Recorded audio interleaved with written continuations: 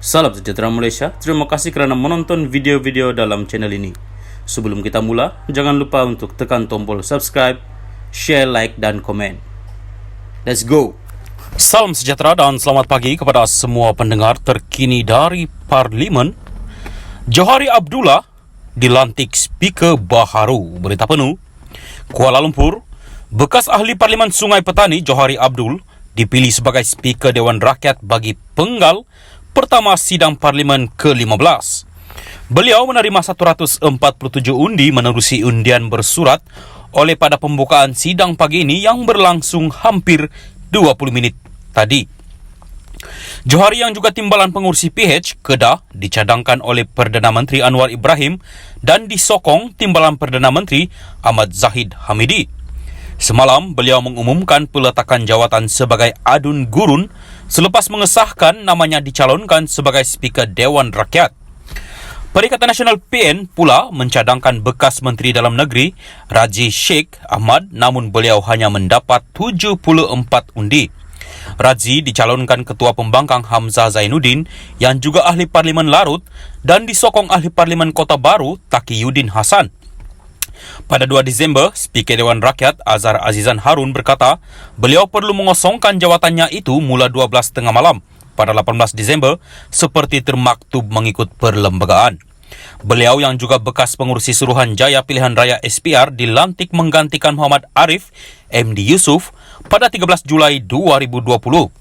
Pertukaran itu berlaku berikutan perubahan pentadbiran kerajaan persekutuan selepas Dr. Mahathir Mohamad melepaskan jawatan sebagai Perdana Menteri dan diganti oleh Muhyiddin Yassin. Sekian berita, sentiasa bersama channel ini untuk mengetahui perkembangan terkini dari Parlimen. Salam sejahtera dan selamat pagi kepada semua pendengar berita panas. Pagi ini dipetik daripada BH Online bertajuk Fahmi kesal pemuda PN lapor polis perjanjian kerajaan perpaduan. Berita penuh. Kuala Lumpur, Menteri Komunikasi dan Digital Fahmi Fadzil melahirkan rasa kesal terhadap laporan polis yang dibuat oleh pemuda Perikatan Nasional PN berhubung perjanjian persefahaman kerjasama antara pemimpin parti-parti dalam kerajaan. Beliau turut menyifatkan tindakan itu sebagai biadab dan tidak menghormati keputusan Majlis Raja-Raja kerana mendakwa perjanjian yang diusahakan oleh Kerajaan Perpaduan sebagai satu pakatan jahat. Kita kena ingat, Kerajaan Perpaduan ini ditubuhkan atas nasihat yang di-Pertuan Agong Al-Sultan Abdullah Riayatuddin Al-Mustafa Bilal Shah. PAS dalam kerajaan sebelum ini pun pernah tunjuk sikap derhaka kepada tuanku. Jadi, saya lihat memang pemuda PN ini saya rasa terbawa-bawa dengan amalan dari dulu, katanya kepada Bernama pada program Jom Tonton Perlawanan Akhir Piala Dunia 2022 di Kompleks Sukan Ekpak Pantai Dalam di sini malam tadi.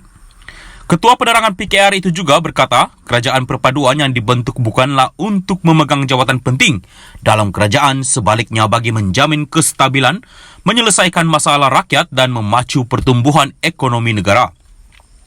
Dari awal, Perdana Menteri Datuk Seri Anwar Ibrahim telah menghulurkan salam persahabatan menjemput PN bersama-sama dalam membentuk kerajaan. Memandangkan mereka masih enggan, maka berhikmatlah sebagai pembangkang dan setia kepada tuanku. Saya rasa mereka perlu nilai balik perkara ini. Hentikanlah menanam bibit-bibit pertikaian dan janganlah biadab, katanya.